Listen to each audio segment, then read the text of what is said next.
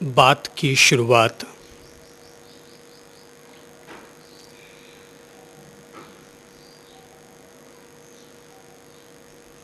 एक खास प्रसंग के साथ करूंगा।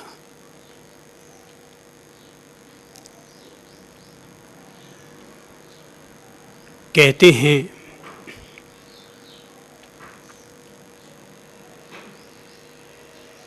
एक बालक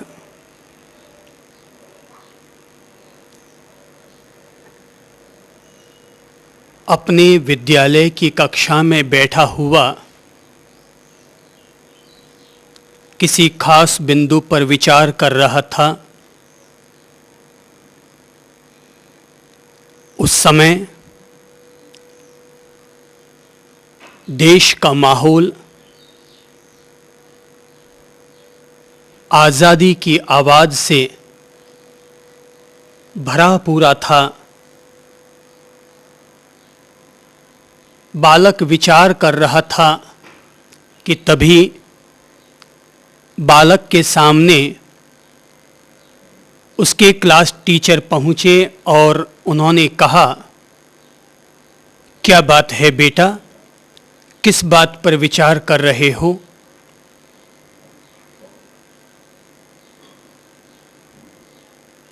बच्चे ने कहा, ऐसे ही किसी खास बिंदु पर चिंतन कर रहा हूं। बोले, क्या तुम आज़ादी के बारे में सोच रहे हो?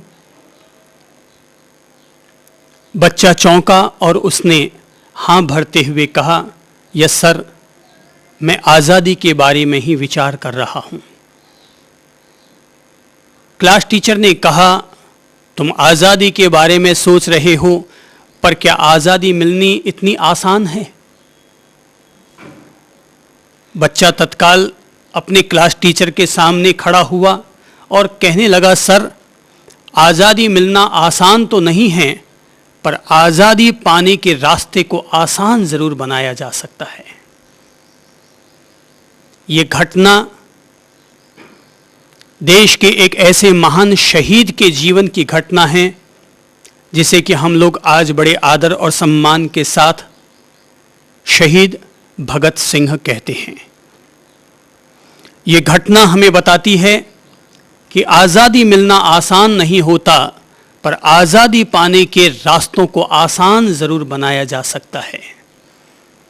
किसी भी इंसान के लिए मुक्ति, निर्वाण या सत्य से साक्षात्कार करना इतना सरल काम नहीं है जितना कि लोग सरल काम समझते हैं।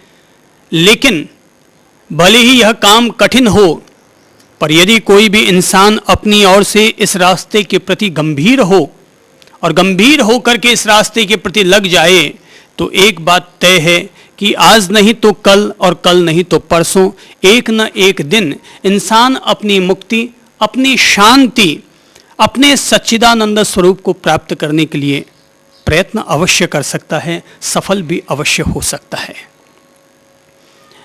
केवल दिल में चाहत चाहिए, दिल में तमन्ना चाहिए, इंसान के सामने रास्ता स्पष्ट हो जाना चाहिए कि वह अपने जीवन में क्या लक्ष्य रखता है और उस लक्ष्य को प्राप्त करने के लिए उसने कौन सा रास्ता चयन किया है।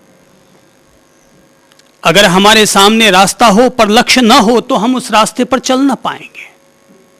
लक्ष्य हो पर लक्ष्य को प्राप्त करने का तरीका मालूम न हो तब भी हम लक्ष्य को उपलब्ध न कर पाएंगे। हमारे सामने, साधक के सामने प्रत्येक परिस्थिति, प्रत्येक वस्तु स्थिति स्पष्ट तौर पर हो जानी चाहिए, एक अर्जुन के आंख की तरह है कि हमारे सामने यह लक्ष्य है और उस लक्ष्य को प्राप्त करने के लिए हमने लगातार तीर संधान का प्रयत्न किया है। जब श्री भगवान अपनी ओर से मानव मात्र की मुक्ति का पैगाम लेकर चल रहे हैं, स्वयं भी मुक्त हो चुके हैं और अपन सब प्राणी मात्र के लिए भी मुक्ति का ही सपना देखते हैं, मुक्ति की ही मंगल कामना करते हैं, तो वे हमें भली भांति समझा देना चाहते हैं कि इंसान को किन चीजों से मुक्त होना है और इंसान किन चीजों से बंधा हुआ है। इंसान मूल तौर पर संसार में अगर जकड़ा हुआ है तो उसके मूल प्रयोजन, मूल स्थान केवल दो ही होंगे। पहला है व्यक्ति का मोह और दूसरा है व्यक्ति के अंतर्मन में पलने वाला काम भोग का भाव या इंसान की अंतर्मन की भोग मूलक तृष्णा। अर्थात संसार में अगर हम हैं तो दो उसके प्रयोजन हैं। पहला है मोह और दूसरा है काम भोग या मनुष्य के अंतर्मन में पलने वाली वासना। ये दो तत्व हैं, तब तक हम संसार में हैं और ये दो तत्वों से हम ऊपर उठ जाएं तो इंसान मोक्ष और निर्वाण की तरफ है। अर्थात बंधन को भी हम समझ लेते हैं और बंधन से मुक्त होने का रास्ता भी हम समझ लेते हैं। जब तक किसी भी व्यक्ति के अंतर्मन में मुक्ति का अंतर्भाव पैदा न होगा तब तक कोई भी व्यक्ति इस कीचड़ में से निकलना पसंद न करेगा। आखिर संसार का रस रंग, संसार का राग अनुराग अपन सब लोगों पर इतना हावी है, संसार का मोह, मानव शरीर के विकार अपन सब लोगों पर इस कदर हावी हैं कि इंसान इन विकारों से निर्विकार होने का, मोह से निर्मोह या वीत मोह होने का मानस ही नहीं बनाता, सोचता भी नहीं है। और अगर कोई इंसान सोच ले, निर्णय कर ले तो निश्चित तौर पर इंसान आगे आगे आगे बढ़ता चला जाता है। श्री भगवान कहते हैं कि इंसान भोगों में अंधा बना हुआ है।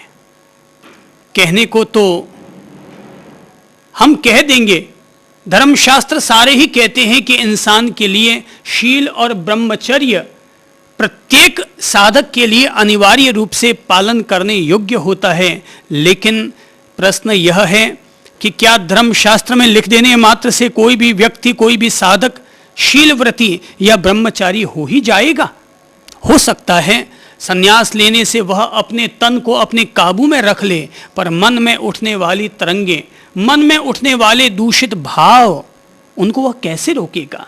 इनका वह कैसे परिष्कार करेगा? इंसान के भीतर जो जो भोग के भाव होते हैं, ये तो भाई मैं कहा करता हूं कि हाथी की जो पालकी होती है, हाथी का जो पलाण होता है, वो हाथी की पीठ पर ही टिकाया जा सकता है, गधे घोड़े की पीठ पर उसको टिकाया नहीं जा सकता। हाथी की पलाण को ढोना हर किसी के वश की बात नहीं होती। ब्रह्मचर्य शील जैसे महान तप को अपने जीवन में धारण करना उन्हीं लोगों के लिए संभव हुआ करता है जो कि किसी गजराज की तरह बलवान हुआ करते हैं, जिनके भीतर मनोबल और आत्मबल पूरा प्रखर होता है। वे ही लोग मन वचन काया से, तीनों योगों से अपने जीवन में शील और ब्रह्मचर्य का पालन कर पाते हैं। बाकी तो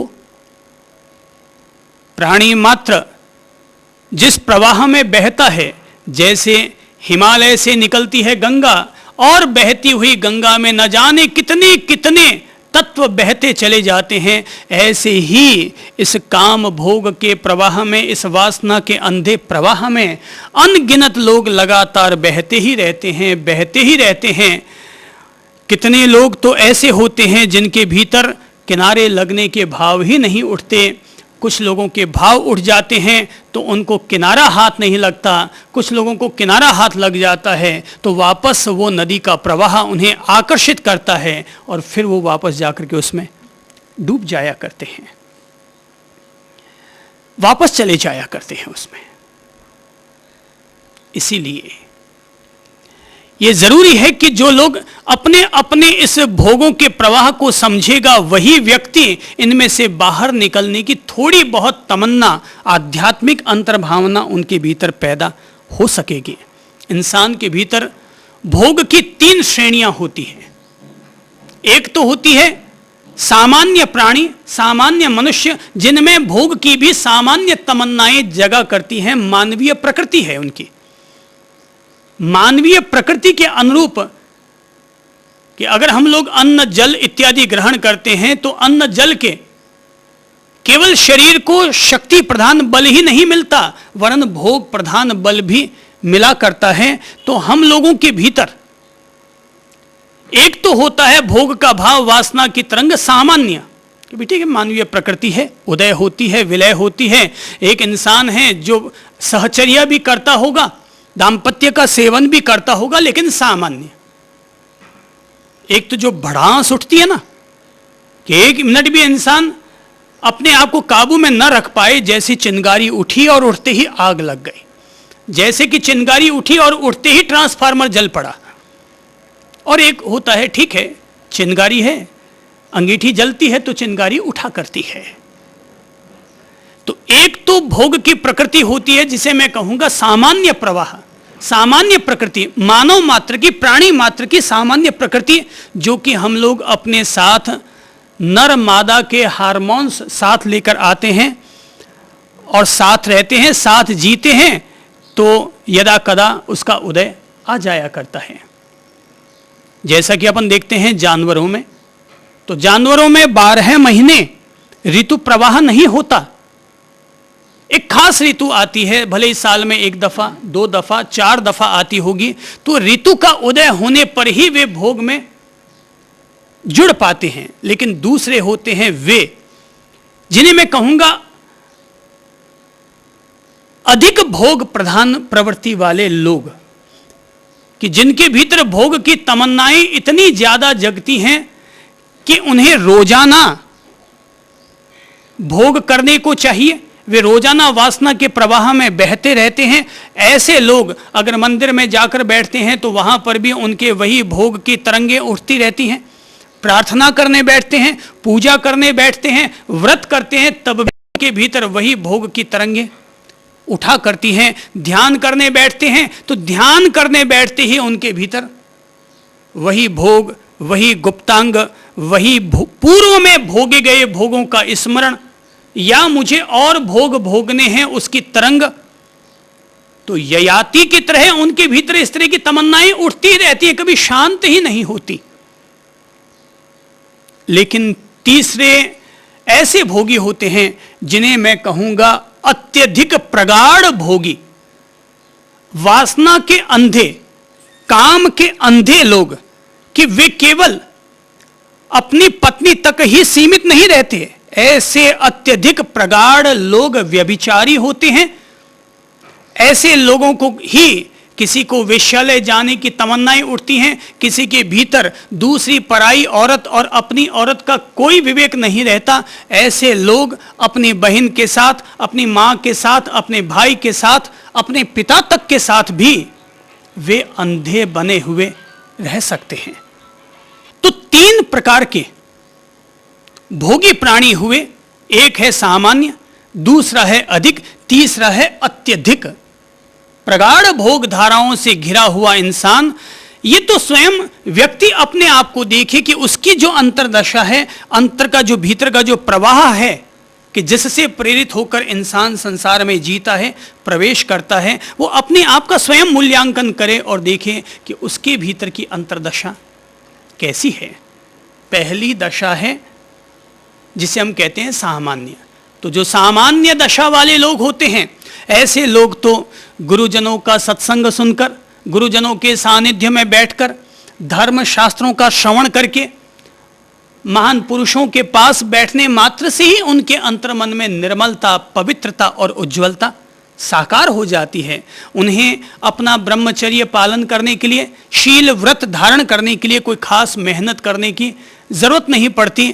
उन्हें लगता है कि हमें महीने में अगर 10 दिन शील व्रत का पालन करना है तो बहुत आराम से कर लेते हैं, उन्हें कहीं कोई असुविधा नहीं होती। लेकिन दूसरी किस्म के लोग, उन्हें बात उतरती ही नहीं। पर हां, अगर उनको कहा जाए कि तुम ये नियम ले लो कि तुम कभी वेश्यालय नहीं जाओगे, तुम कभी इधर उधर नजर नहीं डालोगे, तो शायद वो इस बात के लिए तैयार हो जाएंगे। लेकिन तीसरी प्रकृति के, तीसरे चरण के जो लोग होते हैं, वे पहली बात, वे धर्म की शरण में जाएंगे ही नहीं। जाएंगे या मंदिर जाएंगे नहीं, जाएंगे तो भी वहां मंदिर में देवी प्रतिमा को देखकर उनके भीतर दैवीय भाव नहीं पैदा होंगे, उनके भीतर देवी की प्रतिमा को देख करके भी दूषित कुत्सित भाव ही पैदा हुआ करते हैं। एक धार्मिक कहानियों में, पुरानी कहानियों में कहानी आती है और वो कहानी है राजुल और रथनेमी की। आप लोगों ने एक महिमावंत तीर्थंकर का नाम सुना है जिनका नाम था नेमिनाथ या अरिष्ट नेमी। कहते हैं कि जब वे शादी करने के लिए तत्पर हुए तो तोरण द्वार पर पहुंचे कि अचानक उन्हें पशुओं की चित्कार सुनाई दी। वे चौंके। उन्होंने लोगों से पूछा, सारथी से पूछा कि ये पशुओं की चित्कार कैसी? तो जवाब मिलता है, आपके विवाह में आए गए अतिथियों के आतिथ्य के लिए, उनके भोजन के लिए इन पशुओं का अब कत्ल होगा। तो वे करुण पुकार कर रहे हैं अपने आप को मुक्त करवाने के लिए। कहते हैं नेमिनाथ उस करुण चित्कार को सुनकर के ऐसे द्रवित होते हैं कि वो कह देते हैं कि मैं ऐसा कोई विवाह नहीं करूंगा जिस एक विवाह को करने के लिए हजारों हजार अनगिनत पशुओं का कत्ल हो। बताते हैं कि नेमिनाथ या नेमी कुमार गिरनार की धरती की तरफ निकल पड़ते हैं अपने विवाह का त्याग करके। स्वाभाविक है कि उनके पीछे उनकी पत्नी जिसका नाम था राजुल या राजीमती। तो कहते हैं कि राजुल वो तो ये प्रण कर चुकी हैं कि पति अब उनके वही रहेंगे, इसके अलावा वो किसी को अब पति नहीं बनाएगी। घर वाले खूब समझाते हैं पर वो नहीं मानती और आखिर जिस दिन नेमी कुमार को केवल ज्ञान, परम ज्ञान, बोधि लाभ उपलब्ध हो जाता है, राजुल उनके पास संन्यास लेने के लिए अपने घर से निकल पड़ती है। साध्वी का श्वेत वस्त्र या श्वेत बाना पहनकर। तो और भी उनके साथ कई साध्वियां होती हैं, सभी लोग निकल पड़ती हैं। रास्ते में अचानक बहुत तेज बिजली गरजती है, पानी बरसता है, ओले गिरते हैं, साध्वियां सब भीग जाती हैं और उन ओलों से बचाने के लिए अपने आप को वे लोग इधर उधर की कंदराओं में, गुफाओं में दौड़ पड़ते हैं। तो राजीमती भी, राजुल भी एक गुफा में घुस जाती है और चूंकि उनके सारे वस्त्र, महासती राजुल के सारे वस्त्र गीले हो चुके होते हैं, तो ये सोचकर कि अपने गीले वस्त्रों को निचोड़ लेती हूं, वो अपने सारे वस्त्र उघाड़ती है कि तभी अचानक जोर की बिजली गरजती है और बिजली में ही उसी गुफा में एक और व्यक्ति बैठा होता है साधना करने के लिए, और वो कोई और नहीं वरन नेमी कुमार का ही छोटा भाई होता है, अर्थात चचेरा भाई, जिसका नाम था रथनेमी। तो एक तरह से वो राजुल का देवर हुआ। तो जैसे ही वो अपने सामने अपनी भाभी को देखता है, चेहरा पहचान जाता है, उसे लगता है कि मेरे बड़े भैया तो अब संत बन गए, मैं यहां सन्यास लेने के लिए आ गया या सन्यासी बन गया, साधना करने के लिए बैठा हूं, लेकिन सामने क्या अद्भुत ये रूप है, क्या सौंदर्य है, क्या इसका नूर है। और अपने सामने, चूंकि उसने तो अपने वस्त्र उतार दिए थे निचोड़ने के लिए, सुखाने के लिए, तो नारी के उस रूप को देख करके रथनेमी का चित्त विचलित हो जाता है, उद्विग्न हो जाता है और वो अपने साधना की बैठक से खड़े होकर के सामने आता है। पांवों की आहट सुनाई देती है, राजुल चौंक जाती है, झट से अपने वस्त्र अपने ऊपर डालने लगती है। तभी रथनेमी करीब आता है, हाथ को रोकता है, कपड़े जो पहन रही होती है उसको रोकता है, और तब वो रथनेमी आकर कहता है, अरे राजुल, आओ अपन लोग, यहां कोई देखने वाला नहीं है, आओ अपन लोग यहां पर उन्मुक्त भोगों का आनंद लेते हैं, अभी तो जवानी है, बाद में फिर जाकर के अपन लोग संन्यास ले लेंगे, जीवन का कल्याण कर लेंगे। कहते हैं राजुल अपने सामने रथनेमी को खड़ा देखती है, समझ जाती है ये और कोई नहीं मेरा देवर है, राजुल उससे कहती है, धिक्कार है तुम्हें कि तुम मेरे देवर होकर के और मेरे सामने इस तरह की कुत्सित, गलत, दूषित, व्यभिचारपूर्ण बात रखते हो। अरे जरा सोचो कि तुम्हारे बड़े भाई ने तो मेरा त्याग कर दिया, तो तुम त्यागी हुई चीज को ही ग्रहण करने के लिए वापस आतुर हो रहे हो। एक कुत्ता ही अपने द्वारा वमन किए गए या दूसरे के द्वारा वमन किए हुए तत्व का भोग करता है, उसे ग्रहण करता है, तो तुम सोचो कि तुम मेरे देवर हो, संत हो, या उस श्वान, उस कुत्ते की श्रेणी में तुम आते हो। रथ नेमी फिर अपनी ओर से अनुनय विनय करने लगता है। राजुल साफ तौर पर कह देती है, देवर जी अथवा हे रथनेमी जी, आप उस सांप की तरह हैं। एक सांप तो वो होता है जो अपने द्वारा किसी पर विष डाल दिया जाए तो वापस उस विष को निगल लेता है, लेकिन कुछ सांप ऐसे होते हैं जो कितने भी जहरीले हों खुद मर जाना पसंद करेंगे, पर अपने द्वारा किसी को जहर दे दिया जाए तो उस जहर को वापस पीना पसंद नहीं करते। उनको मृत्यु पसंद है पर जहर वापस पीना पसंद नहीं है। तुम तो गिरे हुए कुत्ते की तरह हो, तुम तो गिरे हुए कुत्ते की तरह हो। तुम्हें तो उस वृषगंधा सर्प की तरह बनना चाहिए जो किसी भी स्थिति में अपने द्वारा छोड़े गए या किसी और के द्वारा छोड़े गए किसी विष को वापस पीने को जो तैयार न हो जाए। मरना कबूल है। कहते हैं रथनेमी झंझोड़ जाता है भाभी के राजुल के वचनों को सुनकर, और तब राजुल उससे कहती है, अरे रथनेमी, अगर तुम संत बन चुके हो और कहीं तुम अपने बड़े भाई को देखो, जो बड़ा भाई गिरनार के शिखरों पर बैठ करके अपनी साधना कर रहा है और उनकी ये दासी, उनकी ये पत्नी उनकी सेवा के लिए तत्पर होती चली जा रही है, और कहीं तुम गुफाओं में सघन अंधकार में बैठ करके भी अपने मन को ठीक नहीं कर पाए। अरे जरा सोचो, ये तो मैं तुम्हारी भाभी निकली, कोई और होती तो। तुम सोचो कि जैसे कुएं पर रहट पानी निकालता है और रहट स्थिर नहीं रहता, ऐसे ही अगर तुम्हारा चित्त भी यूं ही अस्थिर बना हुआ रहा तो सोचो कि तुम अपनी साधना कैसे पूरी कर पाओगे।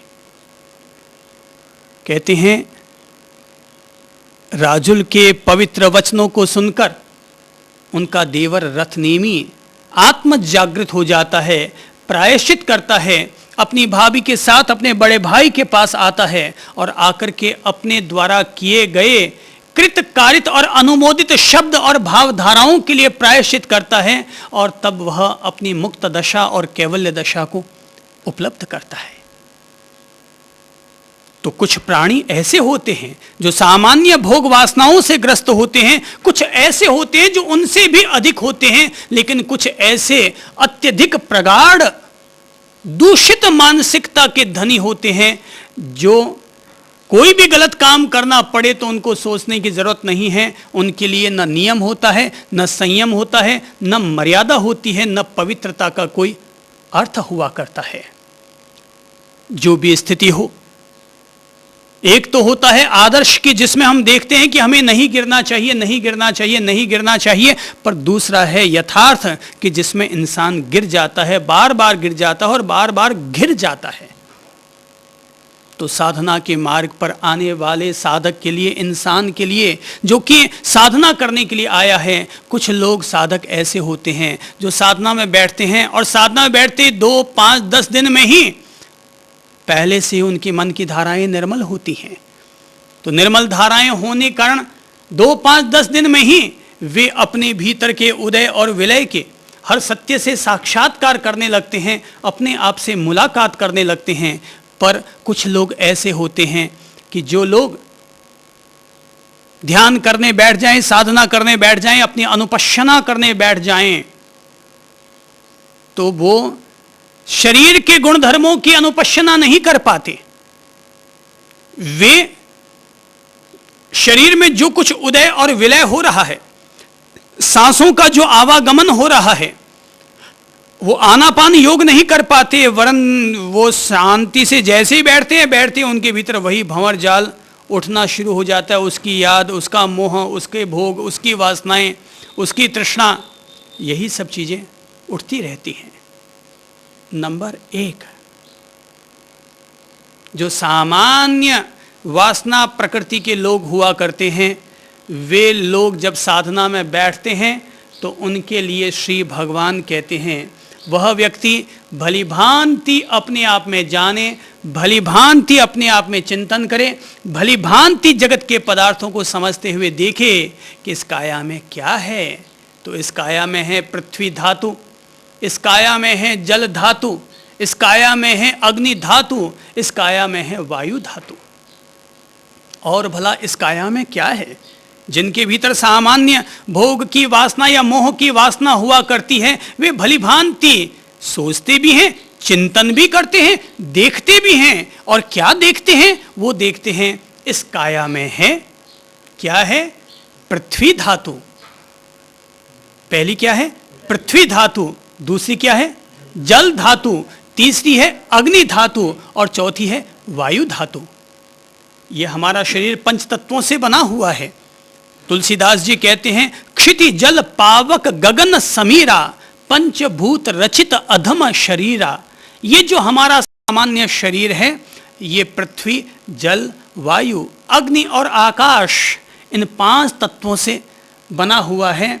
तो साधक देखता है ये 5 तत्व क्या हैं हमारे शरीर में, ये 5 तत्व क्या हैं?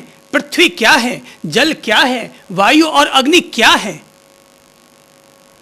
तो ये जो हमारे इस शरीर में जो ठोस पदार्थ है, जैसे कि हड्डियां, हमारे शरीर का हड्डियों का जो भाग है वो बिल्कुल ठोस है, वो क्या है? पृथ्वी धातु।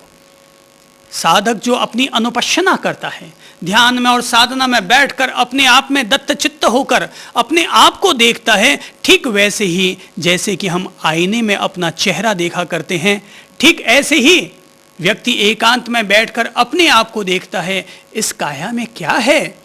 तो जानने लगता है इस काया में है हड्डियां, हड्डियां यानी पृथ्वी धातु। इस काया में बहता हुआ है रक्त का प्रवाह, इस काया में है मूत्र। ये क्या है?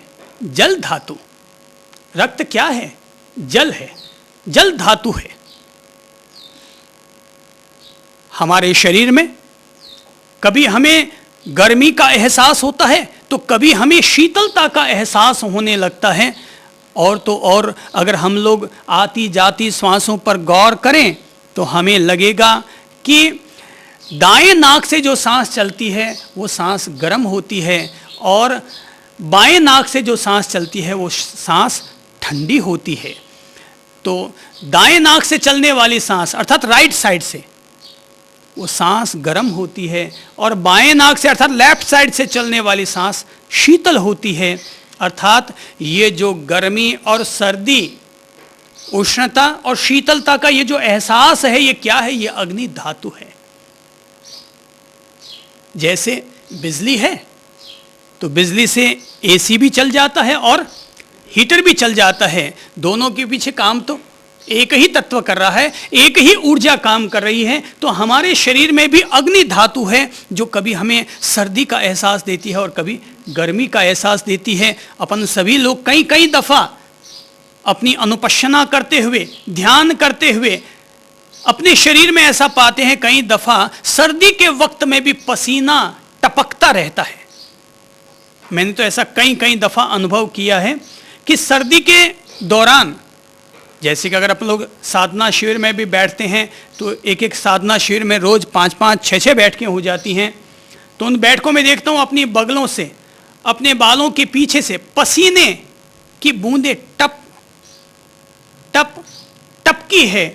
तो भयंकर सर्दी में जब लोग कोट पहनकर कंबल ओढ़कर बैठते हैं, उस समय में भी मैं तो केवल यही एक पतली सी चदरिया ओढ़ करके बैठता हूँ और उस चदरिया में भी पसीना आने लगता है। और कई दफ़ा, जैसे कि इस समय बहुत तेज़ गर्मी है, तो इस तेज़ गर्मी में भी कई दफ़ा साधना में बैठे हैं और यूँ लगता है जैसे कि शरीर बिल्कुल शीतलता का आनंद ले रहा है तो ये दोनों ही जो एहसास हैं, ये एहसास हैं अग्नि धातु।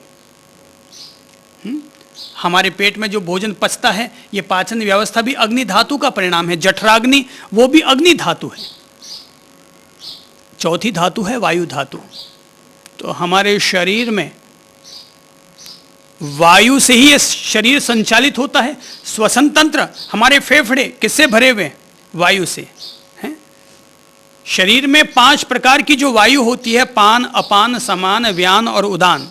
ये जो 5 प्रकार की वायु होती है, अर्थात एक वायु वो जो कि हमारे हृदय में, हमारी छाती में भरी हुई रहती है। दूसरी है वो जो कि हमारे पेट और मल द्वार की तरफ भरी हुई रहती है।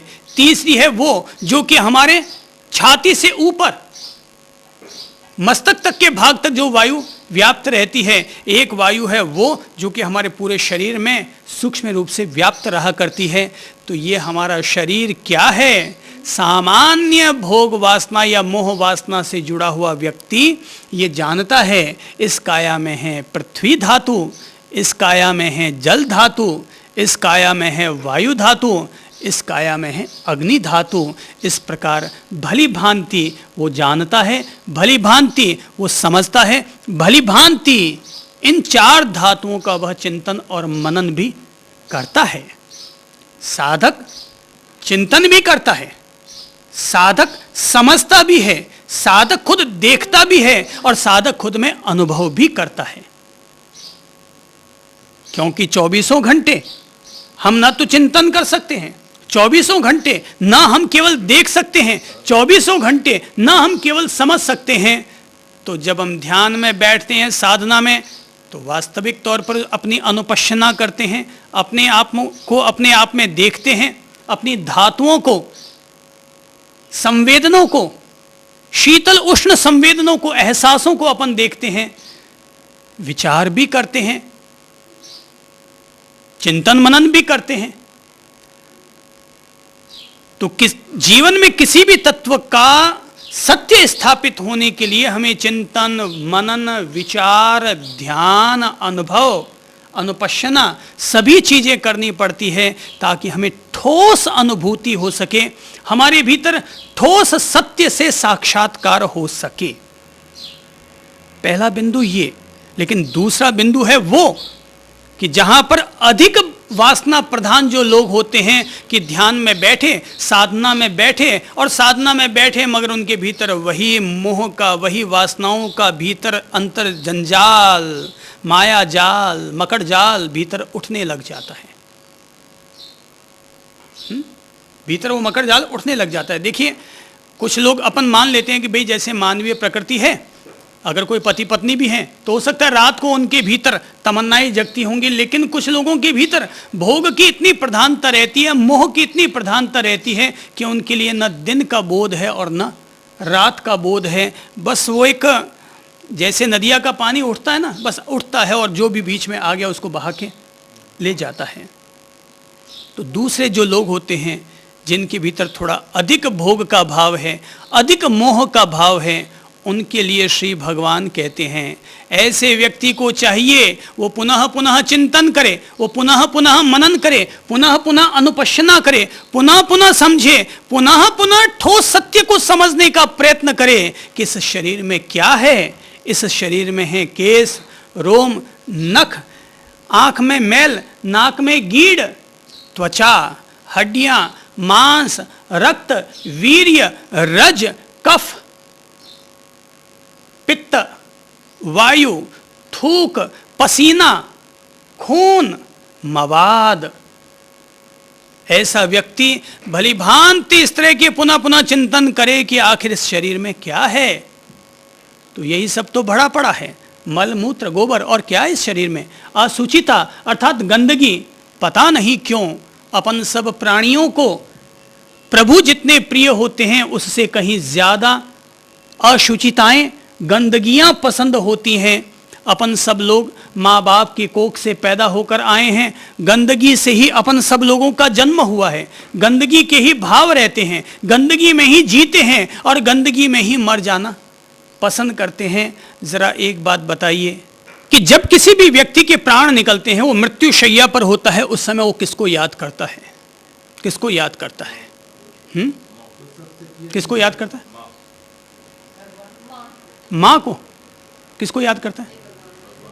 भगवान को तो जिंदगी में याद नहीं करता, तो मरते समय क्या याद करेगा?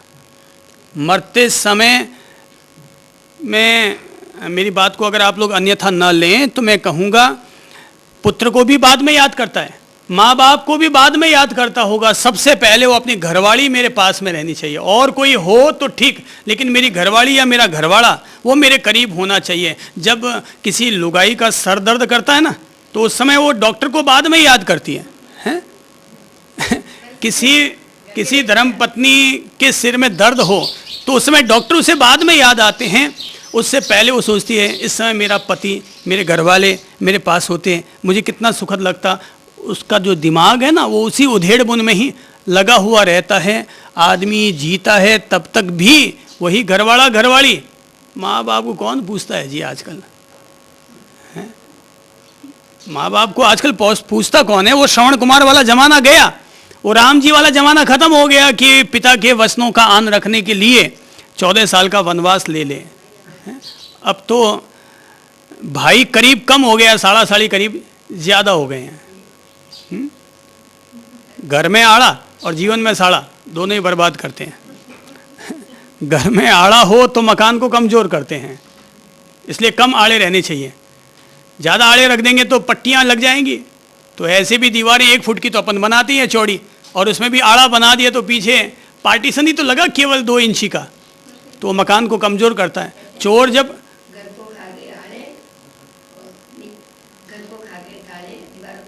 आड़े, आपने माता जी ने बिल्कुल, चंद्रा माता जी ने ठीक कह दिया कि घर को खा गए साड़े और दीवार को खा गए आड़े।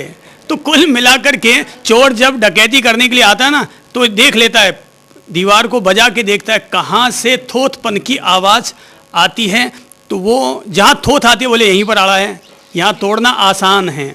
तो ऐसे ही साड़े होते हैं।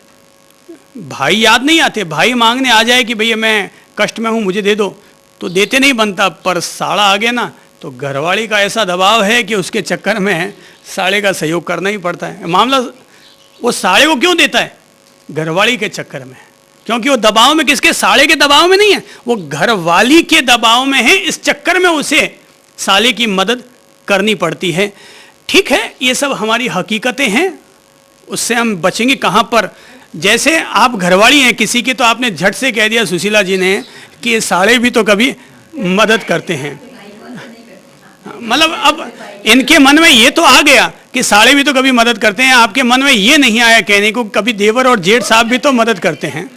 जो हकीकत है, वो जीवन की हकीकतें यही है कि इंसान को पहले कौन याद आता है? भाई नहीं याद आते। मरते समय ये नहीं कहता कि मेरे भाइयों को बुलाओ, मैं उनका मुंह देख लूँ, थोड़े मन की बातें कर लूँ।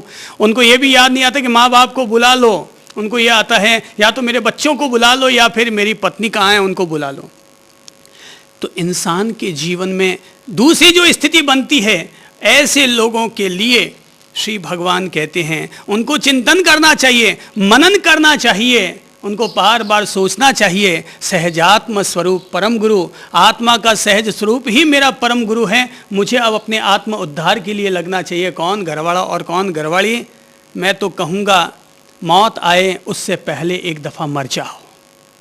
मौत आए उससे पहले एक दफ़ा मर जाओ। मौत आएगी तो तुम्हें पूरी तरह मार के चली जाएगी, पर उससे पहले अगर तुम अपनी दुनियादारी से मर जाओगे तो तुम सचमुच अपनी मुक्ति का प्रबंध कर सकोगे, प्रभु को सच्चा प्रेम कर सकोगे। नहीं तो वही घरवाला और वही घरवाली याद आते रहेंगे। तो एक बार मर ही जाओ, समझ लो मैं मर गया। अब दादाजी होते ना, वो आधे दुखी तो इसलिए हैं कि उनका बेटा और उनका पोता उनको पूछे बगैर काम कर लेता है। अरे भाई समझ लो मर गए। अब 80 साल के अगर तुम में से कोई हो गया है, अगर अपन लोगों में से कोई 80 साल का हो गया, यानी मर गए। तो मैं कल ही रायपुर से एक बुजुर्ग व्यक्ति आए हुए थे, तो पूछने लगे साहब अब मुझे बुढ़ापा अपना किस तरह से जीना चाहिए, मुझे दिनचर्या निर्धारित करनी है, मैंने कहा छोड़ो दादाजी अब ये दिनचर्याओं को, ये दिनचर्याएं छोरों के लिए, युवकों के लिए, आपके लिए अब कोई दिनचर्या नहीं है, दिन ही नहीं है तो चर्या क्या करेंगे? आपके तो दिन ही नहीं बचे हैं तो चर्या क्या होगी? आप तो अब मर जाओ। बोले मर जाओ मतलब? मैंने कहा मर गए समझ लो। तो बहुत बड़े अधिसंपन्न आदमी है, अरबपति आदमी है वो, तो अरबपति आदमी है, कई संस्थाओं में समाजों में अध्यक्ष है ये। मैंने कहा छोड़ो, सबसे पहला तो ये पंपाड़। 75 साल की उम्र होने के बाद कभी फैक्ट्री नहीं जाना चाहिए, समाज में कोई पद नहीं लेना चाहिए। अब तो एक ही पद और वो है अरिहंत पद, एक ही पद वो है सिद्ध पद, एक ही आराधना प्रभु की आराधना, बाकी सब माथा फोड़ी छोड़ दो। सारे पंपाड़ हैं ये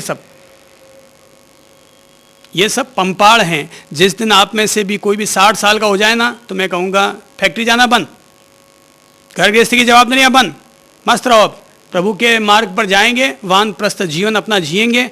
नहीं तो ये होगा कि तुम अपने घर वालों को छोड़ पाओ या ना छोड़ पाओ, घर वाले तुम्हें एक न एक दिन जरूर छोड़ ही देंगे।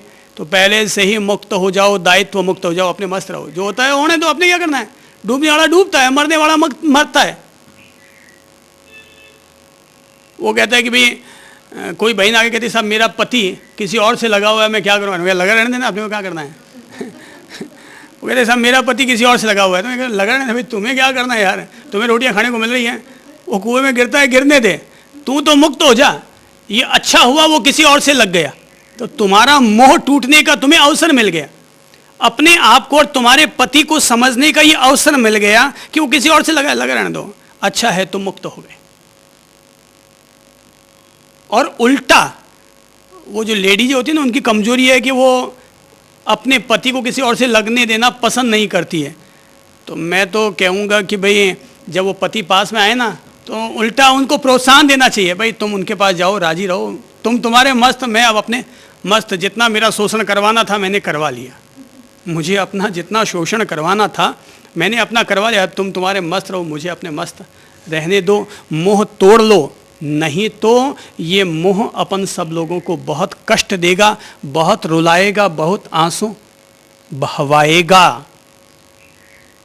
तो दूसरी किस्म के लोग जो ज़्यादा मोह में पड़े हैं, ज़्यादा वासनाओं में उलझे हुए हैं, उनके लिए श्री भगवान कहते हैं अहो तुम सोचो, विचार करो, चिंतन करो और देखो, भली भांति देखो कि इस काया में क्या है।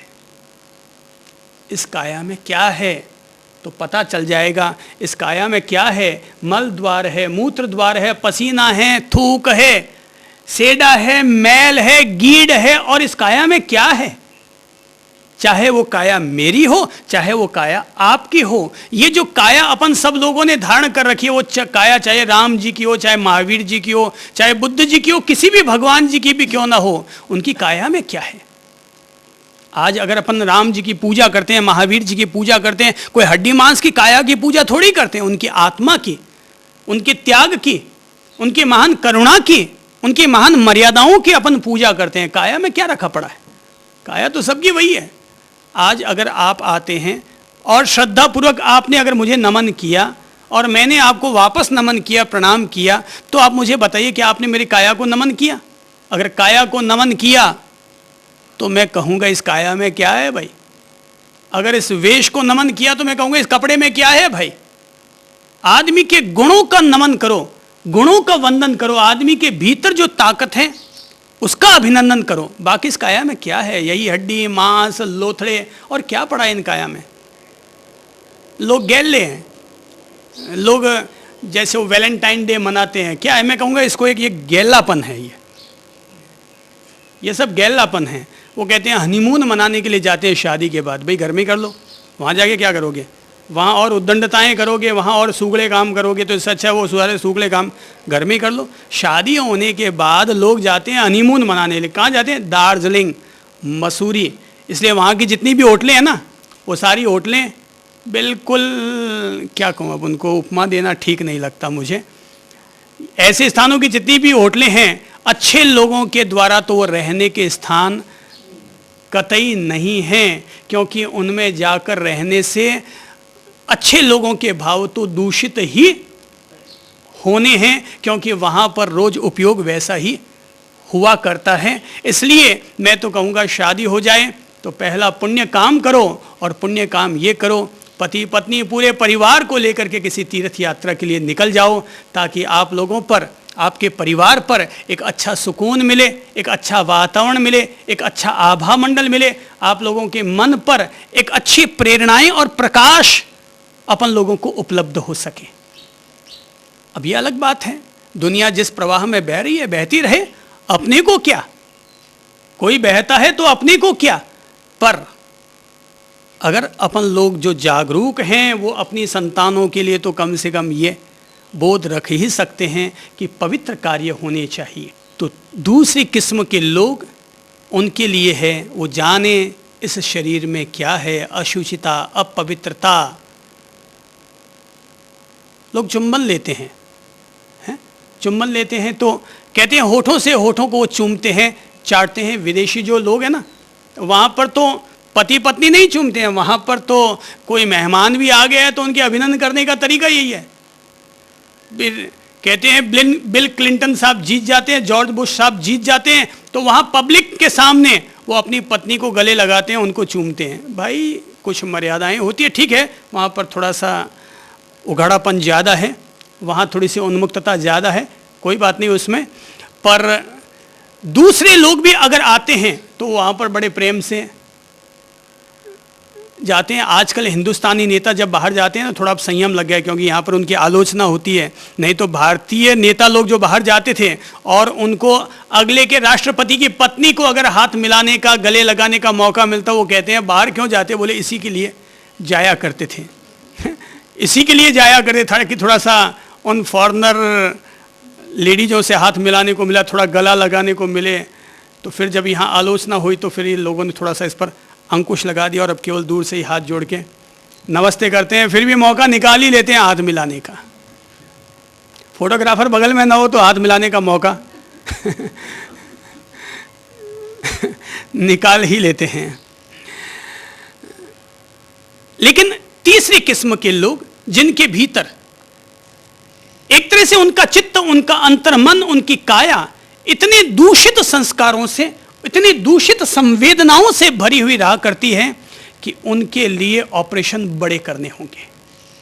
जो व्यभिचारी चित्त होते हैं कि हर किसी औरत को देखा, कि हर किसी पुरुष को देखा और वो भीतर से घायल हो गए, कि मंदिर में गए तो उनको मंदिर मंदिर ही नहीं दिखता, उनको मंदिर में मदिरालय दिखता है। तो ऐसे लोगों के लिए बड़े ऑपरेशन करने पड़ेंगे, बड़ी चिकित्साएं करनी पड़ेंगी। उनकी काट छांट ज़्यादा जरूरी है।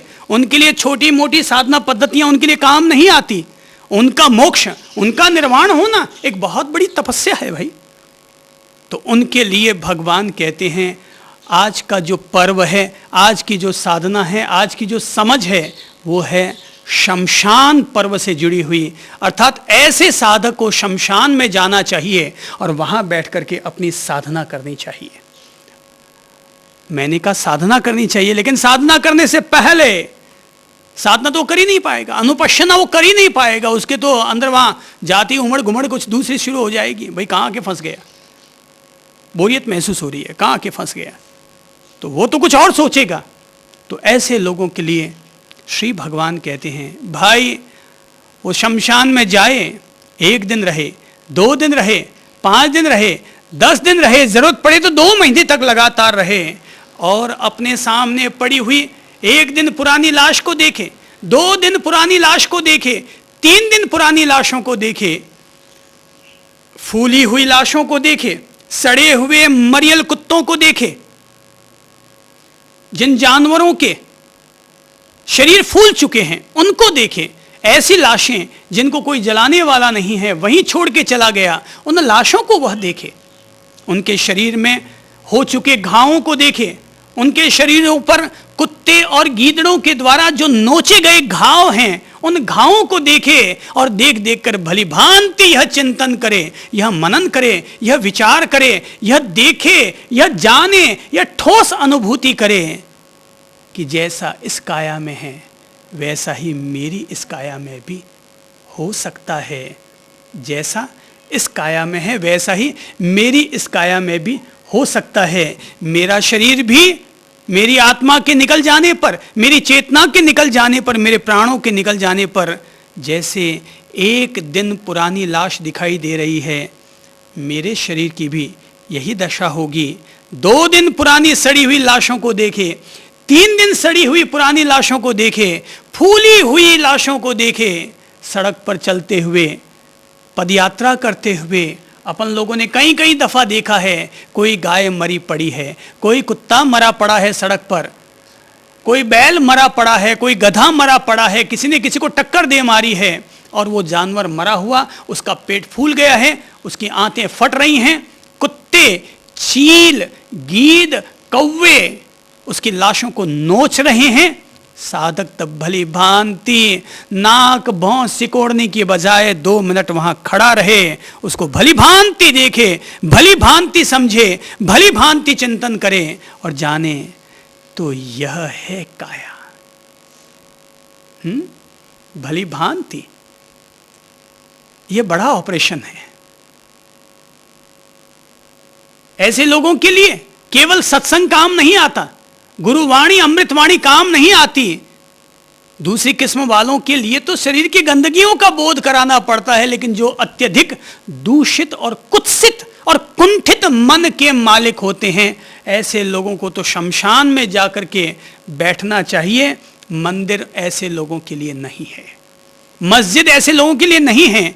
ऐसे कुत्सित और दूषित लोग मंदिर और मस्जिद में जाएंगे तब भी वहां पर वो खुदा की, भगवान की, नारायण की, ईश्वर की, अरिहंत की, परमात्मा की प्रार्थना कतई नहीं कर पाएंगे। वो वहां जाकर के भी दुर्गा देवी के मंदिर में जाएंगे, चामुंडा माता के मंदिर में जाएंगे, सीता माता या पद्मावती माता या लक्ष्मी माता या सरस्वती माता के मंदिर में जाएंगे, तब भी उनकी मनोदशाएं वहां पर भी याद करो भाई कि गीद आसमान में उड़ता है तो कितना ऊंचा हो जाता है, सैकड़ों मीटर ऊंचा, लेकिन उसकी नजर कहां होती है? नीचे नीचे जमीन पर मांस के लोथड़ों को, मरी हुई लाशों को वो देखता रहता है। तो ऐसे जो व्यभिचारी किस्म के प्राणी होते हैं, वे लोग उस गीद के समान होते हैं, जो भले ही किसी तीर्थ या मंदिर में भी क्यों न पहुंच जाएं, आसमान तक भी क्यों न पहुंच जाएं, लेकिन उनकी नजरें, एक चोर की नजरें हमेशा चोरी करने पर टिकी रहती है, एक जुआरी की नजरें हमेशा जुआ खेलने के लिए टिकी रहती है, और एक व्यभिचारी की नजरें हमेशा इसी तरह से औरतों पर या इसी तरह के पुरुषों पर लगी हुई रहती है। श्री भगवान कहते हैं ऐसे लोगों को भली भांति चिंतन करना चाहिए, भली भांति मनन करना चाहिए, शमशान में जाना चाहिए, 2-2 महीने वहाँ रहना चाहिए। अगर अपन में से भी किसी साधक को लगता हो कि उसके भीतर इस तरह की व्यभिचारपूर्ण तमन्नाएं पुनः पुनः उठती रहती हैं, तो भाई सामान्य ध्यान से काम न बने, सामान्य अनुपश्यना करने से काम न सधे, तो शरीर की गंदगियों पर ध्यान धरे और समझे तो यह है काया। और अगर उससे भी हमारे अंतर मन की काराएं न टूटे, भीतर का अंधेरा न छटे, भीतर की वासनाएं फिर भी अगर हमारी कमजोर न पड़े, तो ऐसे लोगों को शमशान जाना चाहिए। और शमशान में जाकर के वहाँ जलती हुई लाशों को, सड़ती हुई लाशों को, फूली हुई लाशों को देख देख कर समझना चाहिए। कहीं पर अपन शमशान से गुजरते हैं तो देखते हैं कहीं पर लाश जल रही है, शमशान से गुजरते हैं तो देखते हैं कहीं पर लाशें फूली हुई हैं, कहीं और थोड़ा आगे बढ़ते हैं तो देखते हैं हड्डियां बिखरी हुई पड़ी हैं, कहीं देखते हैं ये हड्डियों का चूरा चूरा पड़ा है। मैं तो कहूँगा अगर कभी हमारे दादाजी, दादी जी, परदादाजी, पिताजी, माताजी, घरवाले कोई भी अगर मर जाए, तो हिंदुस्तान में एक बहुत पवित्र परंपरा है, और वो परंपरा है उनके अस्थियां, उनके फूल अपन लोग इकट्ठी करके और गंगा जी में, पालीतना जी की नदी में, शत्रुंजय नदी में, या इलाहाबाद जाकर के प्रयागराज में अपन लोग उन अस्थियों को विसर्जित करते हैं। समुद्र में विसर्जित करते हैं। मैं तो कहूँगा ये परंपरा बहुत अच्छी है, पर आप इसका आध्यात्मिक अर्थ ज़रूर निकालें। और आध्यात्मिक अर्थ यह कि जब हम उन अस्थियों को इकट्ठा करके लाएं ना, तो पहली बात शमशान जाओ तो अपने लिए एक अवसर समझिएगा। ओ, तो यह है काया, मेरी माताजी, मेरे पिताजी, मेरे दादाजी, मेरी पत्नी, जिसको मैं इतना प्यार करता था, तो यह है काया। क्या है यार, व्यर्थ ही में पागल बना हुआ था, कुछ नहीं है, मर मरा के खत्म हुआ आदमी, प्राणी जल जला के पूरा हुआ, 2 मुट्ठी राख हो गया। और जब वो लाश जलती रहे तो ध्यान धरो वहां पर, जीवन में साधना करने के लिए, ध्यान धरने के लिए, अनुपश्यना करने के लिए, सत्य से साक्षात्कार करने के लिए जलती हुई लाश से बढ़िया और बेहतर और कोई प्रतीक नहीं है। उस पर त्राटक कीजिए, देखिए, समझिए। कहते हैं राजचंद्र जी, जो कि इतने बड़े महान अध्यात्म साधक हुए, जिनको गांधी जी ने गुरु माना, आप सुनकर ताज्जुब करेंगे कि उनकी अध्यात्म साधना की शुरुआत कहां से हुई। तो पड़ोस में कोई गुजर गए, कोई दूर के काका रिश्तेदार कोई गुजर गए, और घर वाले उनकी लाश को जलाने के लिए लेकर गए।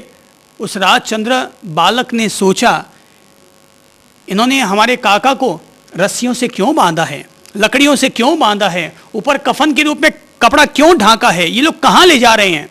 पीछा करता गया, दूर रह करके शमशान पहुंचा, वहां पर लकड़ियों पर उनको सुला दिया गया। वो दूर एक पेड़ पर चढ़ करके देखने लगा, ये सब क्या हो रहा है। और कहते हैं तब उस लाश को, अर्थी को आग लगा दी जाती है, घी डाला जाता है, लाश धूं धूं करके जलने लगती है। वो ऊपर बैठा देखता रहता है, देखता रहता है, देखता रहता है। ये सत्य से साक्षात्कार करने का सबसे महान यज्ञ है। लोग जला करके चले जाते हैं, बच्चा फिर भी वहीं बैठा रहता है, चिंतन करता रहता है, तो उसे समझ में आ जाती है, तो यह है काया, यह है जीवन, यह है अनित्यता। और तब बालक को वहाँ बैठे बैठे ही अपने पूर्व जन्म का स्मरण हो जाता है, विशिष्ट ज्ञान प्राप्त हो जाता है, बोधि लाभ उसे अर्जित हो जाता है, और इस तरह से आदमी के सामने एक सत्य स्थापित हो जाता है। तो यह है जीवन।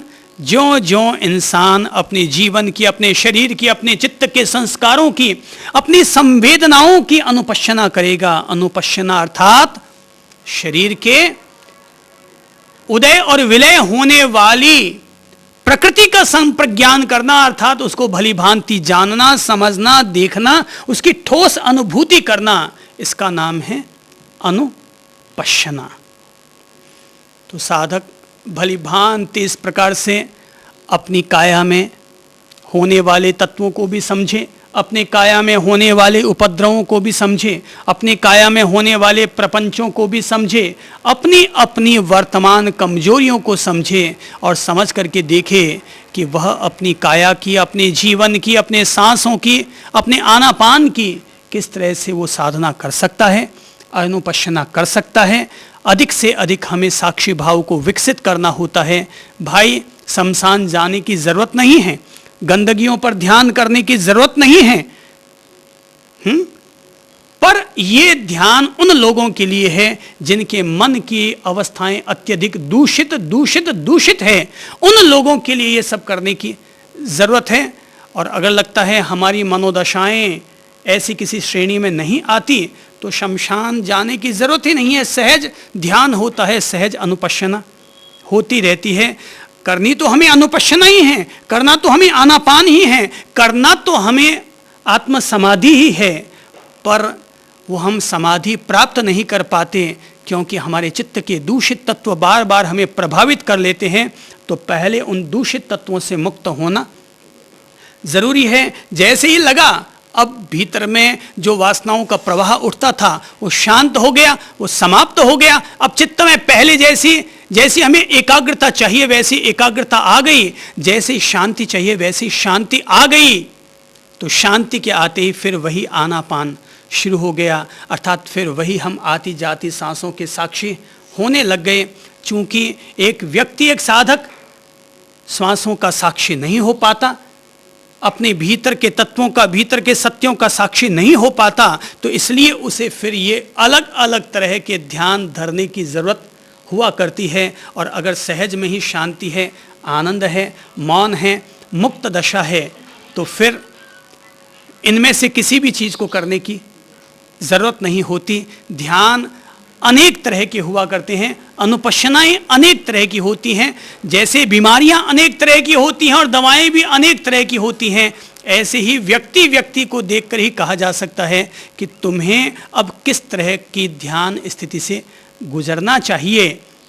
जितना बड़ा बीमार उतनी बड़ी दवाएं। सामान्य बुखार वाले को सामान्य क्रोसिन दी जाएगी, और अगर तेज बुखार वाला है, मलेरिया वाला है, तो कुनैन दी जाएगी, और न्यूमोनिया हो गया है तो उसको उस तरह की दवाएं दी जाएंगी। ये तो जैसा रोग होता है ना, वैसी वैसी दवाओं का निर्धारण हुआ करता है। तो जैसे जैसे इंसान के भीतर की दशाएं होती हैं, वैसे वैसे फिर ध्यान और साधना पद्धतियां भी बना करती है। कुल मिलाकर के साधक को साक्षी भाव को अधिक से अधिक विकसित करना होता है, अधिक से अधिक अपने सत्य से साक्षात्कार करना होता है, अपने भीतर में पलने वाले दुख दौर्मनस्य का अवसान करना होता है, भीतर में पलने वाले मोह वासनाओं से उसे ऊपर उठना होता है।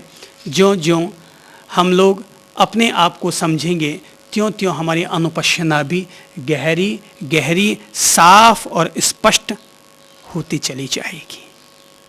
आज अपन लोग इतने ही बिंदु पर चिंतन कर रहे हैं, मनन कर रहे हैं। एकांत में बैठकर इन बिंदुओं पर अपन लोग ध्यान करेंगे, अनुपश्यना करेंगे, और अपने अपने सत्य से साक्षात्कार करते हुए अपने लिए निर्वाण का, मोक्ष का, मुक्ति का प्रबंध करने का अभ्यास करेंगे, पुरुषार्थ करेंगे, आतापी बनेंगे, संप्रज्ञानी बनेंगे, अपनी सचेतनता को और अधिक से अधिक प्रखर और गहरी करेंगे।